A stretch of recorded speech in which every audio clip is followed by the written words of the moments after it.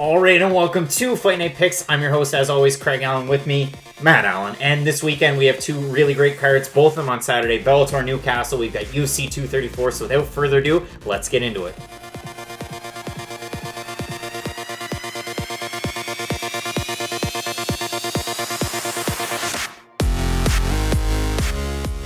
It's brought to you by Spretzbox. Head on over to the website spretzbox.com. All you have to do, click to get started. You can either order one of their boxes that has over $100 in value, or maybe you're interested in a single item like these great socks. So click on them, add them to your cart, head on over to the checkout, and then all you have to do is enter in the promo code FNP as follows here. You'll save 10% off your first box or your complete first order. That's spretzbox.com. Hell of a lineup of cards, and we've got a lot of MMA coming up in February. You've got 4 different Bellator cards, you've got 3 different UFC cards. What's going on? Packed lineup. You're going to be able to find us on Sports Booth on Saturday night. We're going to do back-to-back live event companions just for the main cards. Bellator Newcastle, UFC 234. You've got 5 fights for the UFC, only 4 for Bellator, but they're really, really good ones. So another big thing, I mean, you talk about poor, quality of information. A lot of people out there scratching their heads, where can I find Bellator? You can find it if you go onto the Bellator website or on their app. Typically, it's on DAZN, it's on Paramount, but where this one's not a numbered event, you're going to be able to find it there. I'm going to have a link below in the description. And if you're looking for more information, you can find me on Twitter and Instagram, at Craig Allen FNP. You can find Matt on Twitter, at Matt Allen FNP. We've got Spretzbox on board. We've got Beaver Buzz on the hat. Great stuff. Looking forward to a busy weekend. And as you can see up there, if you're following along with the video version of the show, you can see the cards. We're going to be referencing them throughout. If you're listening to the audio portion, we'll talk about them. We've got the ticker below. This is pretty much commonplace with Fight Night Picks. This is what you can expect on Saturday night if you're paying attention. And like I said before on the previous screen that we were on, Sports Booth. We're live on Sports Booth. We're doing fight companions there. It's near real time. It's interactive. Matt, the guy who runs Sports Booth, will have the different fight cards. He's going to try and have those. There's a chat. There's polls. There's all sorts of great stuff. So you can follow us on there. There's no delay like there is on YouTube, and it's been the cat's ass since we've been there. Yeah, it's worked really well so far. We've had a really good time. 100%. So, big cards this weekend. Well, UFC 234, Bellator Newcastle. I'm really looking forward to Bellator Newcastle, and the reason being, as I bring it up, that's your main card. So we got a 4-fight main card. You got Terry Brazier taking on Chris Bungard. You got Fabian Edwards taking on Lee Chadwick. Aaron Chalmers, Corey Browning, Patricky Pitbull taking on Ryan Scope. And to me, it's really big because what Bellator has been able to do, sign a lot of UK and European talent. We're going to go over it a little bit more. There's also a big prelim fight before this main card. It's kind of weird that they didn't go with 5-fight main card, but you got former champs not fight. We will go over that, and I'll scroll back over to UFC 234. And realistically, UFC 234, it's a fight night card with a title really fight at the top. Main and co-main, and that's about it. Exactly. And a very divisive question that I've asked, all over the internet, and I want to get your thoughts on it because this is a typical Fight Night Picks question. It's good that we can get out of the way on a Thursday. It's a C-. Matt's giving the card a C-. Why? It's okay. If you look at it without including that main and co-main event, it's an F, if that. I mean, it's not a good card whatsoever. It's not really worth the money unless you're looking forward to the main event. Like, I'm a really big I like Whittaker and Gastelum, like they're 2 of my favorite fighters, and they're both really exciting to watch. That would be worth paying the money for just there. And the co-main event's going to be interesting because it's one of those things like, is Israel Adesanya the next big thing? Is he going to beat Anderson Silva? Probably. But Anderson Silva's like, there's this weird mystique about him. Even to this day, I know he's not the same as he used to be, but he's still like, I don't know, he's tricky as an old kind of veteran. So it's going to be interesting no matter what. But other than that, the card's not that great. I woke up to a firestorm in my mentions when I woke up this morning. And Donnie Rocket, shout out to you. You were defending your stance on Adesanya like a lot of people are. I'm picking Adesanya to win this fight. If you look at the odds, and I'll pull them up here, I mean, it's overwhelming Adesanya. It's like it's more than a 5-1. It's almost a 6-1 on certain sites. And I've got Adesanya. I mean, undefeated. He's looked good in every UFC fight, if not great. I mean, even in the Vettori fight, he still had bright spots. Yeah, exactly. And I just think that Israel Adesanya is the real deal. He's the next big thing, and I think even if he wins this, he's probably getting a title shot, and that's unfortunate for Jacare. I just feel like his kind of star puts him ahead of Jacare, and especially with the win over Anderson, there's a lot more eyes on that. But he's definitely I shouldn't say definitely. There's a very, very good chance Israel Adesanya is going to run away with this fight. It's just one of those cases of, does Anderson still have anything left? And the big question, we can get out of the way here, Adesanya and Silva. Silva, for some reason, and I argued with Ty, I argued with all sorts of people. By the time that UFC 234 comes up, is Anderson Silva going to have a number next to his name? He does. He was ranked 14th last week. I know that for sure. He's 15th now. He's 1-4 in his last 5. He hasn't fought in 2 years. It's complete horseshit. I don't think that's so. in the rankings. I don't it think makes so no sense whatsoever. Yes, it does. I mean, he beat Derek Brunson 2 years ago. A former champ, and it's been the longest of layoffs. It doesn't make any sense. Of course it does. Name one unranked guy who could beat Anderson Silva right now. He would beat Aaron Anderson Silva would beat Elias Theodorou. Yes. Yeah. Okay, exactly. Elias is ranked, 10th? He already beat Derek Brunson, who's ranked 8th. I don't think that there's this big outrage that you just got so angry about over the fact that Anderson's in the rankings. The reason why he's in the rankings is so you can have that number next to his name. It's so you Anderson, can sell though. this You don't fight. need the number. It's ridiculous the way that it's set up. I mean, you're not going to have a guy who's ranked and primed for a title shot, and then a guy who's unranked. I mean, you can sell the mystique for sure. He's not a guy, though. You're saying it like he's just this random guy. They threw a number next to his name because he's fighting Israel Adesanya. Anderson Silva is the greatest fighter of all time. He is a 42-year-old cheater. It doesn't matter, Craig. He's a 42-year-old who can do things that no one else can. Still to this day. He fought Michael Bisping 2 years ago. Looked phenomenal. Yeah, he fought Derek Brunson and beat him 2 years ago. I think it's ridiculous that Silva has a number You're next to his name. Just based on doesn't make any sense that to get mad prior record. It's just silly the way that it is. However, you're looking that prior record goes back like 6 years. Timeout. Yes. So you've got Adesanya, you've got Silva. Uh-huh. The conversation is, and Anderson Silva's come out and said it, and Dana White's never denied it. Apparently, if Anderson Silva wins, he gets a title shot. And how upset does the middleweight division become if Anderson Silva gets a title shot? Here's the thing. He's not going to win, so it doesn't matter. The UFC told him that he would take this fight against it. Israel Adesanya said himself, the UFC honey-dicked Anderson Silva to fight him because they want this whole thing of like a young Anderson to fight the old Anderson, and they want Israel Adesanya to be their next star, who is... Anderson wouldn't really talk. He was a big star, but he was one of these guys like he didn't really need to talk. It was just interesting how good he was. Anderson Silva in the lead up to this fight, and you can already kind of gauge my Anderson Silva rater. I don't like him because he cheated. I don't like cheaters in sports. If there's rules, follow them. I'm pretty cut and dry. Doesn't matter. I didn't like him beforehand.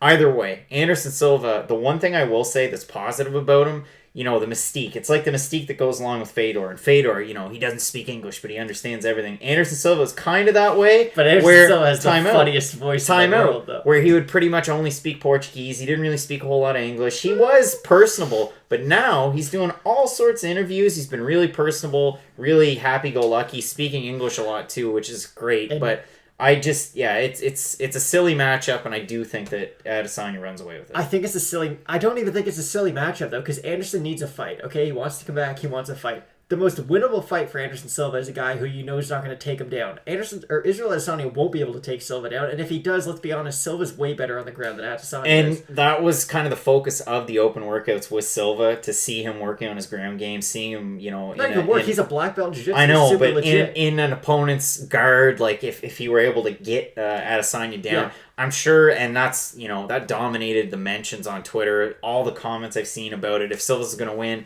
it's going to be on the ground. I agree to an extent. I mean, we all know how good Silva's top game is, and, we know what he can do for sure, even on his back, like you said. And then if we move into the main event, you sent me a text earlier on today. You're kind of torn on it. I'm kind of torn on it, too. I mean, if we look at the odds right now, Whitaker's more than a 2-1, almost a 2.5 favorite to Gastelum. But where Gastelum has, lost some more fights maybe recently, he's always improving. He's always fighting. It seems like he does fight quite a bit for a top contender. And, for you to send me that text, I can definitely see Kelvin Gastelum winning this fight. There's opportunities. And again, I'm not a journalist, so I can say these kinds of things. I'm a really big fan of both guys. Like, Robert Whitaker, you can't dislike him. He's extremely violent among fighters. Like, he's kind of unique in that if you watch Robert Whitaker fight, someone's probably going to sleep, or they're going to get close to it. He only has fun fights. They're all fight of the night. They're all performance of the night. He can do pretty much everything. He's got good jiu-jitsu, amazing takedown defense, kicks like a mule, and he moves really weird too. Like, he's got a very unique style of fighting. Kelvin Gastelum's hands are ridiculously fast. And really, he doesn't throw a lot of kicks like Whitaker does. Whitaker throws that body kick. He throws kind of high kicks from all different angles. But Kelvin Gastelum's really good at just boxing. Just move out of range, counter.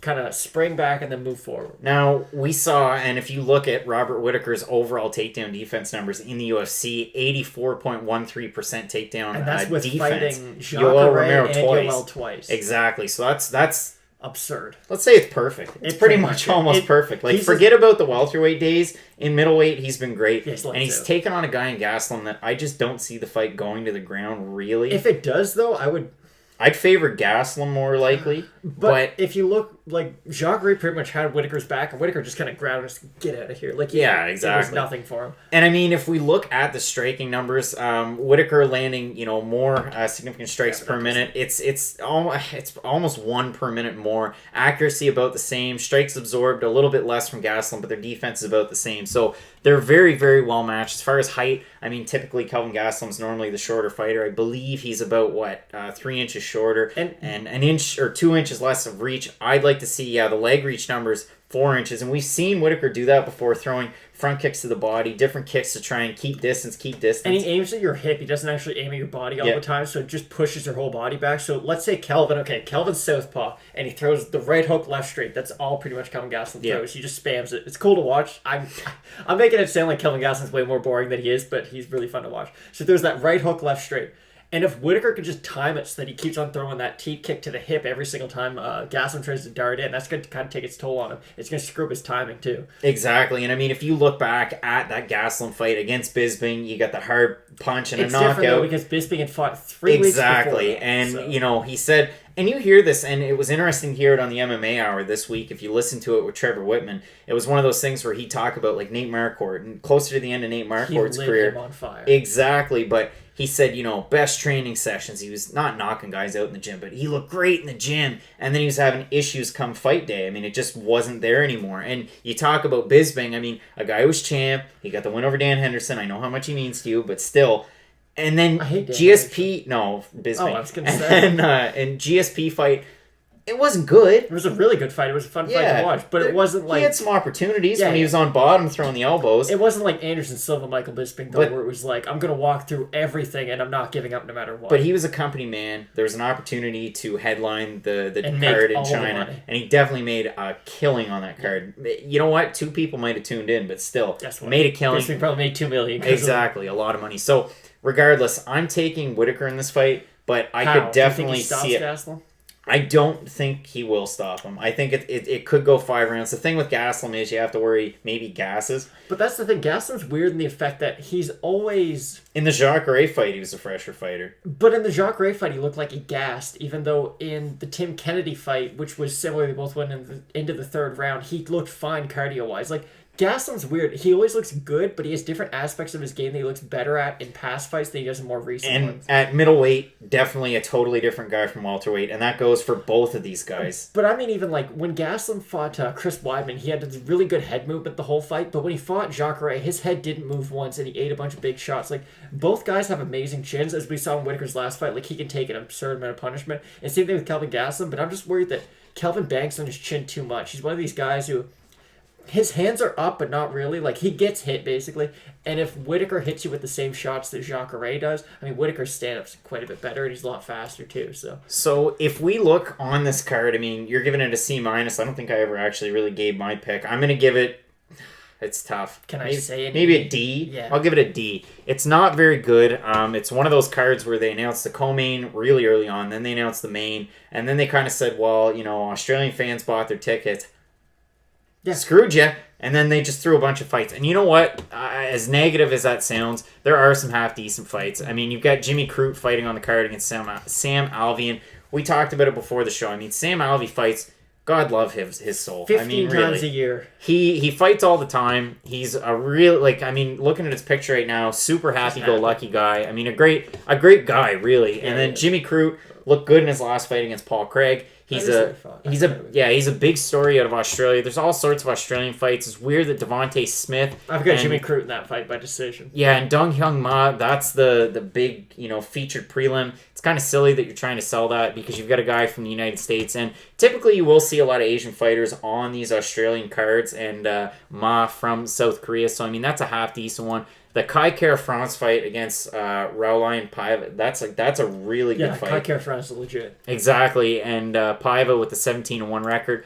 Teruto Ishihara, who has great hair, by the way. Saw him wearing a Hawaiian shirt And an this week. awful fighter, and I can say that. He is not good at all. He lost to Artem Lobov. Kyung Ho Kong is one of my favorite fighters to watch. We watched that Guido Canonetti fight. I mean, he does a lot of things well, and I really like watching him. Lando Venata, that's another one. A lot of people don't know who Marco Rosa is, though, who he's fighting. Basically, this guy's Anderson Silva's protege, so he is legit. Salty record at 6-4, terrible record, but like he's still very skilled. Lando Venata, the poor guy. I mean, he's doesn't have a great UFC record. He fights to his opponent's level. He does. A couple more fights. The Callum Potter Jalen Turner fight. That's going to be a really good one. I mean, even though Turner is 6-4. I mean, man, he's so damn tall for 155. He looked good in his last fight up until he got knocked out. But exactly, and trains at Ruka Sport, so he's going to be with some of the best people in the world. You'd look at a guy with a record like that, and you wouldn't think he'd be training at a gym with RDA and with Chris Wallace, Cyborg really. and all the very best people that you could have. And then Buren and Martinez, first fight of the night at 135. That one. Martinez, typically a flyweight, came in on short notice to take on Andre Sukumtoth in Moncton. Wasn't able to get the win there. Buren got knocked out with a body shot by what's his name? The guy who fought, I can't even think of his name. Regardless, Marlon Vera, Cheeto Vera. Yeah, Cheeto Vera. So it's not a great card. I mean, name you could wise, even call it a bad one. If you're on a Saturday night, there's not going to be a lot of people going to the bars to try and pay their. It's a $10. drinking card. That's what it is. Stay at home, bring some friends over. Just drink them. Yeah, I mean, there's a possibility for some fun fights. I mean, one of my favorite fighters to watch in the entire UFC. It's no joke. You know I'm not joking. Like, it makes roll no your sense, eyes. but he's true. Ronnie Yaya taking on Ricky Simone. I like Simone, first of all, but I love Ronnie Yaya. Yeah, great Greg fighter. Has a poster of him like on the ceiling, but I don't even know. It's always a fun fight when you look at Yaya. He's been in the UFC and UFC related organizations forever, and he's still somewhat young. Like he's only like 33 years old. So he looks like he would bring you skip the dishes on a Thursday night. 26-9 with 1 no contest. Ronnie Yaya, 77% of those fights ending by submission. He's like Ryan Hall. He doesn't have very good striking. His wrestling's not great, but if the fight goes to the ground, he's probably gonna rip off your leg or your arm or something. Exactly. So it should be half decent. That's the second half of what we're going to be doing on the weekend. So I'm going to head back over to our view. This is pretty much what you can expect on Sports Booth if you're watching along with this. If you're watching or listening on the podcast, just believe us and check it out. Yeah. Sports Booth, it's the cat's ass, and it's been a lot of fun being on here. And Craig uses that term 7 times for our live stream, so it is. Our next card, and realistically it's our first card, and the main card starts early. It starts really early because it's a Newcastle card. It starts at 5 p.m. Eastern. That's when we're going to go live. There's 4 fights on the main card. Brazier Bungard, it's going to be a great one. Terry Brazier came on Fight Night Picks earlier on this summer, right after Bellator made that big signing, 24 UK and Europe-based fighters. Brazier's out of the UK, former Bama lightweight and welterweight champ. He said he wants to make a home 155. I will replay that interview when we do the main card fight companion. So he's coming off a win over Reese McKee, former lightweight champ. And Chris Bungard, man, I mean, 13-4, a decent record, a true Scot, a guy who he's kind of bounced around between organizations. I mean, he fought for one-fight deals as well. Yeah, he fought for ACB at one point. You see that every now and again. But one fight that's after... Actually, let's go with the one before that. So Nathan Grayson, Cal Elnor. Elnor's a big deal. Grayson, and this is interesting, there's 2 fighters on this Bellator card who are joining Bellator after being Cage Warriors champs and missing weight, and now they're with Bellator. So Nathan Grayson... That's a good look. He was a flyweight champ, and he weighed in for Cage Warriors 99. He's supposed to make his first title defense. Weighed in over, and then they stripped him of the belt, and now he's with Bellator. And then if we move up, I mean, that's going to be a great fight at 135. So if you can catch the prelims, selling it. They're on the app. Grayson's a good fighter. Elnor's a really big deal over in the UK. But Lee Chadwick, Fabian Edwards. I'll talk about Lee Chadwick. If you can tell us just a little bit about Fabian Edwards. So Lee Chadwick... You guys might know who his brother is. Former Cage Warriors middleweight champ. Chadwick, the last time he went to fight, weighed in overweight. They found a very, very late notice replacement for that fight, and the fight went on, but they stripped him of the belt, and then it was basically for the vacant belt is what they did for the fight. And Fabian Edwards is a guy who's been not necessarily running his mouth, but similar to a guy in the next fight, really just selling his move over to Bellator, and he's been doing a good job on his own. He's got a win over Kent Koppinen, who beat Alessio Sakara in, it was Bellator, 211 back in Italy, exactly, but...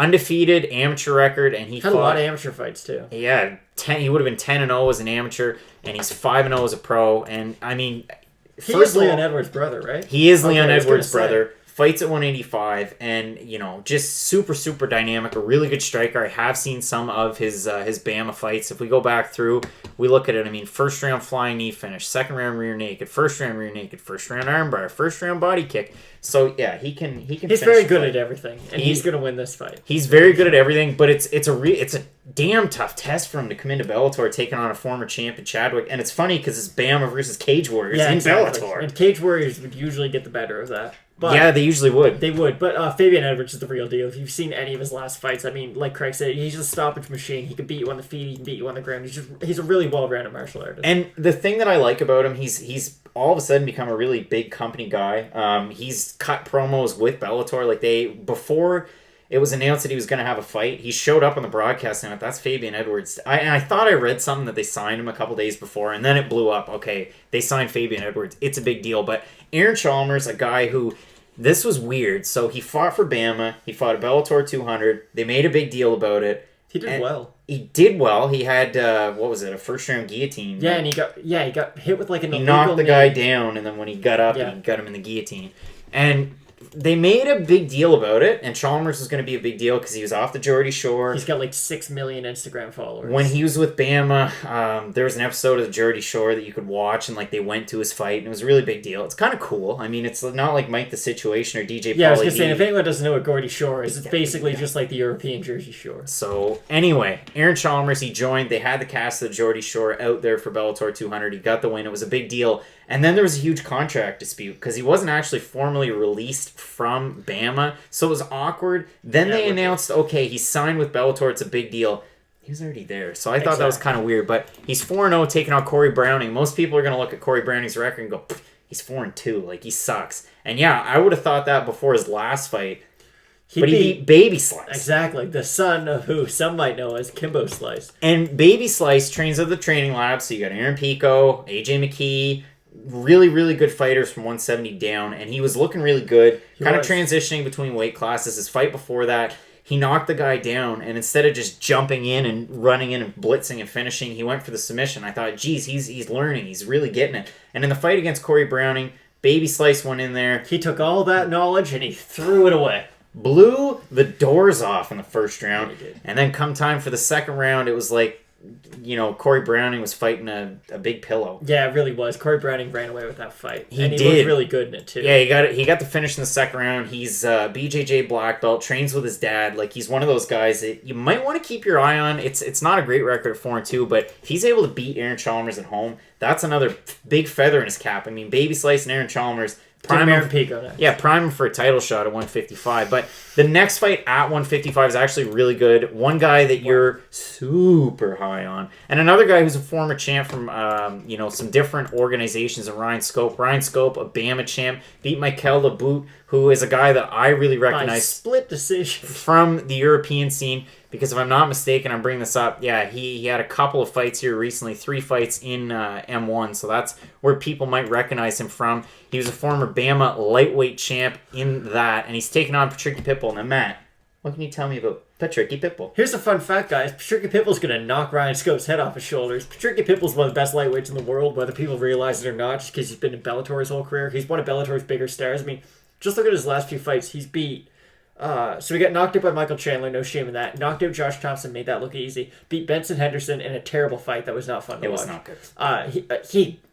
Derek Campos has never been the same. Yeah, like Derek Campos, I mean, that was an insane knockout. It was. And then tough to watch. Roger Huerta, that was tough to watch when he beat his nose into his face. Like, that was somewhat competitive because Huerta kind of showed up, but he did. And then Patricky Pitbull hit him with like a left overhand that put him back to the fence, and then a right uppercut that just flattened his nose in. And if you see some highlights, like you'll see some highlights on Eddie Alvarez's highlight reel and Michael Chandler's highlight reel against Patricky, and you think like if you take highlight reel seriously, you're gonna think, oh man, Patricky Pitbull sucks. No. Watch Patricky's highlight reel. He puts people to sleep. He puts people to sleep. His brother's a world champ. He could be a world champ on any given day. I mean, If he wins this fight, his standing 155, it's kind of muddy because there's a lot of contenders there. He would be like a top 5 or he'd be like a top 7 to 15 guy in the UFC though, and I don't think that's unfair to say. I think that's totally fair. And with that, that's going to basically wrap us up. Kind of short show. We wanted to keep it short. So, a reminder, you can find us on sportsbooth.tv.